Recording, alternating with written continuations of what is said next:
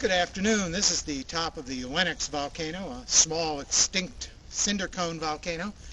Behind me you can see the snow-covered top of a much larger extinct volcano, Mount Humphreys.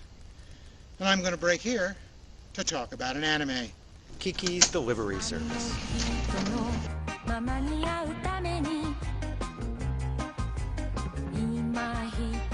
Kiki's Delivery Service is a 1989 theatrical anime film from director Hayao Miyazaki.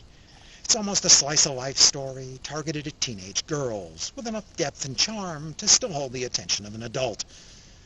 In a world not unlike the 1950s, Kiki is a little tween-age girl who just happens to be a witch, just like her mom. As part of a rite of Wiccan passage, Kiki's 13th birthday is occasion for her to go off on her own for a year.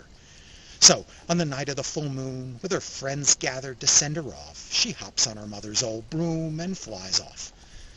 Kiki's traveling with her black cat, Jii, a traditional witch's familiar, who can speak with Kiki, even if most of it is sarcasm. Kiki eventually spots a city that she thinks would be nice to try and settle in, and she finally begins to fret about where she's going to live and how she's going to make a living for a year.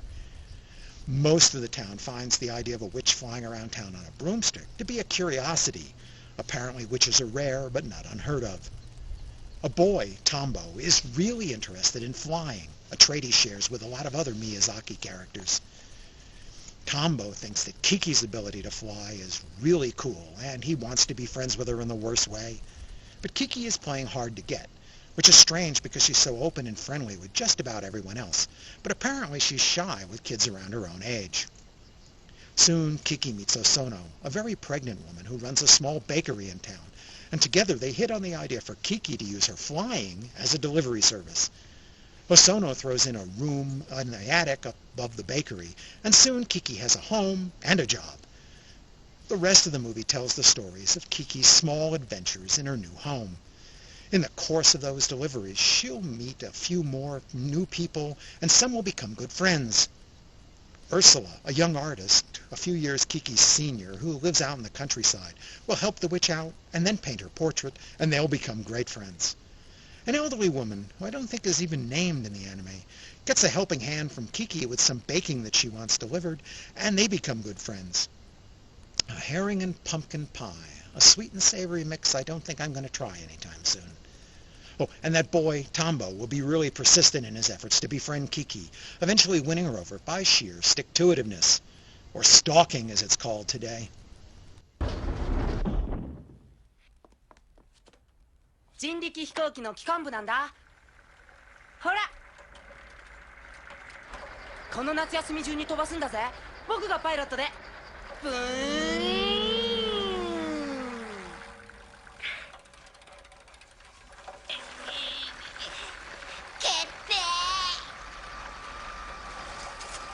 As I said at the start, the movie was scripted and directed by Hayao Miyazaki.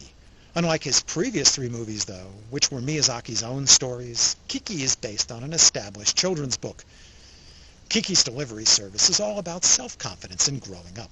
There's no big running plot through the whole movie, just a slice of normal life. Well, normal if you can fly on a broom. It's a charming collage of small stories full of likable characters. At the very end, Miyazaki adds a little excitement to close on a dramatic note, an episode that isn't in the original book, but provides a solid finale with a big finish. Based on the technology we see, such as the cars and Kiki's transistor radio, the movie seems set sometime resembling the 1950s or 60s, but with witches added.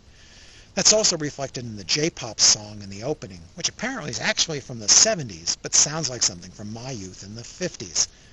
It's also a very safe world, one where a 13-year-old girl can leave home with confidence. The city and countryside are modeled on Sweden, possibly because Miyazaki had previously visited Scandinavia a decade earlier when he was doing concept art in the hopes of making a Pippi Långstrump TV series. Miyazaki also gives us some rather nice aerial views of Kiki flying over the city and countryside, a reminder of how much the director enjoys the wonders of flight. There's also a slight feeling of nostalgia for the good old days, viewed through rose-colored glasses. Miyazaki's eyes always search for small details to tell his tales. For example, right at the start, Kiki is hurrying home. She exchanges a quick greeting with a neighbor she passes along the way, and she ducks through a hole in a picket fence to take a shortcut. It's those small touches, such as passing a neighbor and the hole in the fence, that add so much verisimilitude to the movie, bringing both the place and Kiki to life from the painted cell. And of course, Studio Ghibli's animation is first-rate.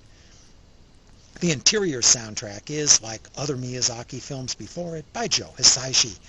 And it's likewise an excellent score, though perhaps not as memorable as his previous efforts on Miyazaki films.